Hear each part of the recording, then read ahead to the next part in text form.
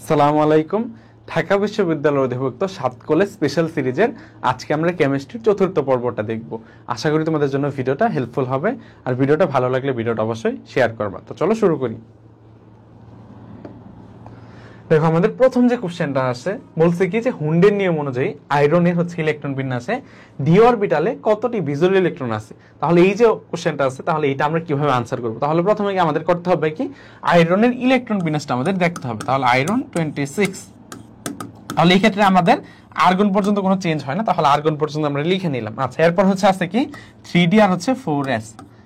তাহলে ইলেকট্রন এখানে কোনটার আগে প্রবেশ করে? 4s আগে ইলেকট্রন প্রবেশ করে, যেহেতু এর শক্তি হচ্ছে কম। তাহলে দেখো এখানে 4s হচ্ছে 2, তাহলে কি 20টা পূরণ হয়ে গেল। তাহলে বাকি 6টা ইলেকট্রন কই? সেটা হচ্ছে ডি অরবিটালে হচ্ছে প্রবেশ করে। তাহলে এখন আমাদের বলছে ডি অরবিটালে কয়টা বিজোড় ইলেকট্রন আছে। তাহলে আমাদের ডি অরবিটালের কি বক্স পদ্ধতি আমরা একটু করে নেই, যেহেতু হুন্ডের নীতি বলছে। তাহলে ডি অরবিটালে ডিতে কয়টা অরবিটাল থাকে? সেটা হচ্ছে 5টা অরবিটাল থাকে। ডিতে কয়টা অরবিটাল থাকে? 5টা অরবিটাল থাকে। আচ্ছা, এখন তাহলে আমরা জানি হুন্ডের নীতি অনুযায়ী ইলেকট্রনগুলো প্রথমে একমুখী স্পিনে প্রবেশ করে, এরপর হচ্ছে বিপরীতমুখী স্পিনে প্রবেশ করে। তাহলে দেখো ইলেকট্রনগুলো একমুখী স্পিনে প্রথমে প্রবেশ করলো। আচ্ছা, 5টা ইলেকট্রন প্রবেশ করলো, এরপর কি বিপরীতমুখী স্পিনে যাবে। তাহলে ইলেকট্রন আর কয়টা বাকি আছে? একটা বাকি আছে। তাহলে এই যে একটা তুমি এখানে বসাই দিলে, তার মানে দেখো সে কিন্তু কি জোড়বদ্ধ হয়ে গেল। তার মানে বাকি যে ইলেকট্রনগুলো আছে এগুলো কি বিজোড় অযুগ্ম অবস্থায় আছে। তার মানে এখানে বিজোড় ইলেকট্রন কয়টা থাকতেছে? আমাদের বিজোড় ইলেকট্রন কয়টা থাকতেছে? তাহলে বিজোড় একটা, দুইটা, তিনটা, চারটা। তাহলে এখানে কয়টি বিজোড় ইলেকট্রন আছে? সেটা হচ্ছে 4টি। এই ক্ষেত্রে বিজোড় ইলেকট্রন দেখা যাইতেছে। তার মানে আনসার কত হইতেছে? এটা হচ্ছে 4 হচ্ছে আমাদের এইটার সঠিক আনসার। আচ্ছা, চলো পরের কোশ্চেন দেখি আমরা। বলছে কি যে বাইফসফেট যে আয়নটা আছে এর হচ্ছে অনুবন্ধী ক্ষারক কোনটা। তাহলে এই যে কোশ্চেনটা আসছে, এই টাইপের কোশ্চেনগুলো আমরা কিভাবে আনসার করব? এর জন্য প্রথমে আমাদের জানতে হবে কি যে অনুবন্ধী অম্ল ক্ষারক জিনিসটা হচ্ছে কি। তুমি প্রথম কথা মনে রাখবা, এই কথাটা খুবই ইম্পর্টেন্ট দিয়ে মনে রাখবা যে অনু মানে কি? উল্টা। অনু মানে হচ্ছে উল্টা। অনু মানে উল্টা। এখন বলতে পারো ভাই কিছু তো বুঝি না, কি অনু মানে উল্টা? জাস্ট এই কথাটা মনে রাখো, এখন আমি বুঝাই দিতেছি। আচ্ছা, তাহলে দেখো আমাদের অম্ল যেটা আছে, অম্ল থেকে আমি কি পাবো? এখন আমি বলছি কি অনু মানে হচ্ছে উল্টা, মানে অনুবন্ধী যেটা আছে সেটা কি হয়? উল্টা হয়।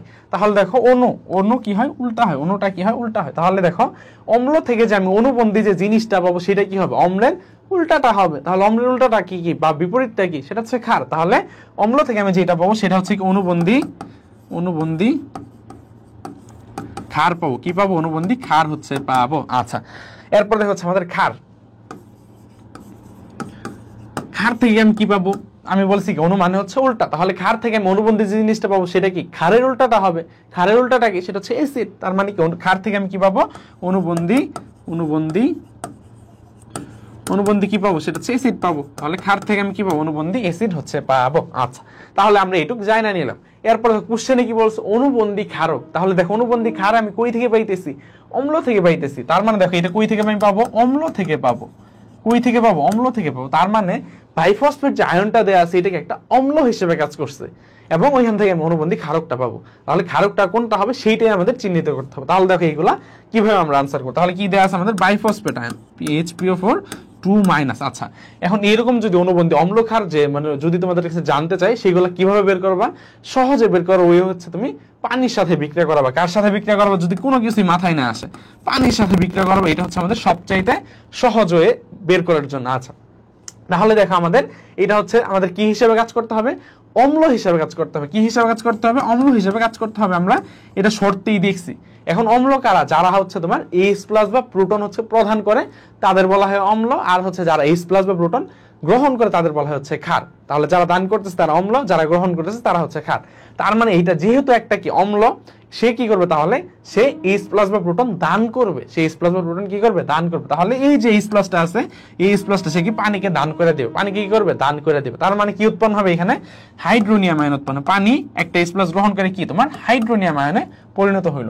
যেহেতু সে কি H+ বা প্রোটন গ্রহণ করছে, তার মানে সে কি ক্ষার। সে কি এই পানিটা একটা কি আমাদের ক্ষার হিসেবে কাজ করছে। পানিটা কি আমাদের ক্ষার হিসেবে কাজ করছে। আচ্ছা, এখন তাহলে দেখো এই যে বাইফসফেট আয়নটা আছে এখান থেকে যেহেতু সে কি H+ বা প্রোটন দান করে দিচ্ছে, তার মানে তার এখানে বাকি থাকতেছে কি? সেটা হচ্ছে প্লাস ফসফেট আয়নটা থাকতেছে। কি থাকতেছে? PO4 3- যে ফসফেট আয়নটা আছে সেইটা কি তার মধ্যে শুধুমাত্র বাকি থাকতেছে। আচ্ছা, তাহলে দেখো এখন তুমি এখানে যে কোনটা অনুবন্ধী অম্ল কোনটা হচ্ছে অনুবন্ধী ক্ষার, এটা কিভাবে চিনবো আমি? এই যে দেখো তোমার পানিটা, এই পানি থেকেই তো হচ্ছে হাইড্রোনিয়াম আয়ন উৎপন্ন হয়েছে, তার মানে দেখো এই ক্ষার থেকে কি উৎপন্ন হয়েছে আমাদের হাইড্রোনিয়াম আয়ন হচ্ছে উৎপন্ন হয়েছে।